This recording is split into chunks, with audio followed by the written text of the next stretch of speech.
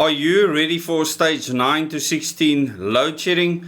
Well, this is something that NERSA is prepared for, and in this article in Daily Investor it says new Eskom stage 9 to 16 load shedding details, and I will try and explain to you what it actually means in short. So this is not going to be a long video. I just want to reiterate, load shedding has to be done to maintain the grid at 50 Hz. Now Eskom, through the Simapan national control and regional control centers, can absolutely do this without the help of the municipalities. So allowing the municipalities to help curtail the load by a certain amount, they can actually make sure that they can give you schedules that they work according to, which helps you to plan for those load shedding hours.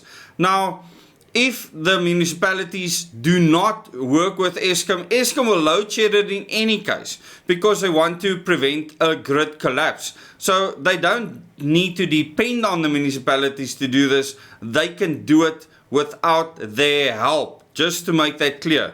Now what is happening here is that provisions being made for stage 9 to 16 load shedding, and it works differently this time. It doesn't work in increments of 1,000 megawatts, the way it does now with stage 1 being 1,000 megawatts, stage 2 being 2,000 megawatts, etc.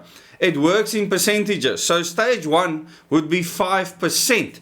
And if your current of the demand at the time, if your demand is at 30,000 megawatts, that would mean that you would have to load shed 1,500 megawatts or 1.5 stages of the current load shedding. So this is something you need to understand. I'll give you a link to this article so you can go and have a look at it. And the new load shedding stages, stage 1, 5% of demand, carries on to stage 10, 50% of demand. So if you have 30,000 megawatts, that would be 15,000 megawatts being load shed. And if you get to stage 16, 18% of demand reduction to essential loads, or as instructed by system operator.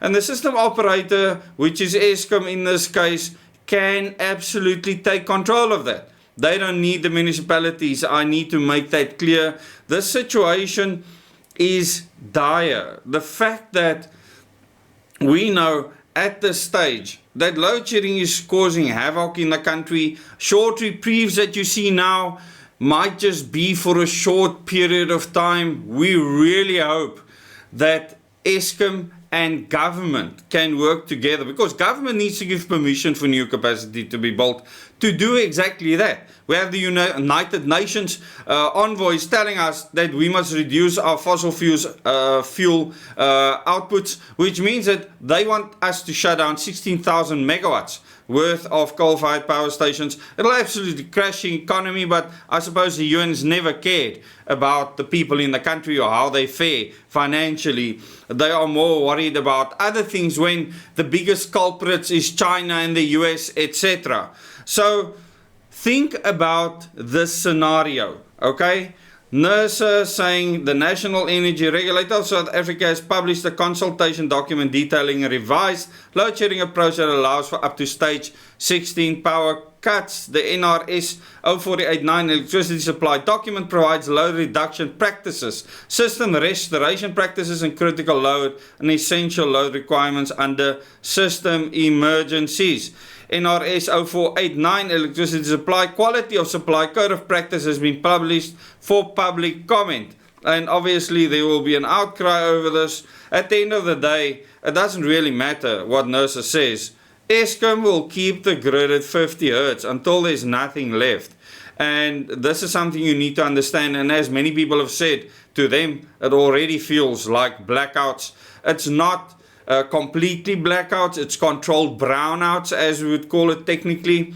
At the end of the day, everyone is being affected by this, some more than others, and it is completely unacceptable that we're in this place. 3 years ago I said that Eskom will be attacked to the point of complete and utter collapse, that this is the plan of global elites, and it is in their best interest that we are incapacitated for many reasons. All they need Eskom for is for the mines. They have enough power to supply the mines. The public, the people of South Africa, was never the first consideration when Eskom was built to where it is today. Thanks so much for watching this video, and look out for future videos where I give you more detail on this channel under energy and Eskom, etc., you will find in that playlist further details.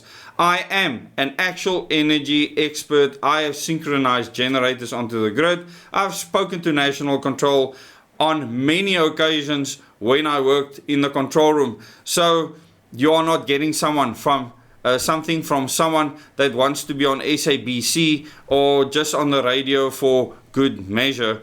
I am giving it you straight from the horse's mouth. Thanks for watching this channel. Please subscribe. Consider subscribing. Click the bell icon to get notification for future videos, and share this with your friends and family.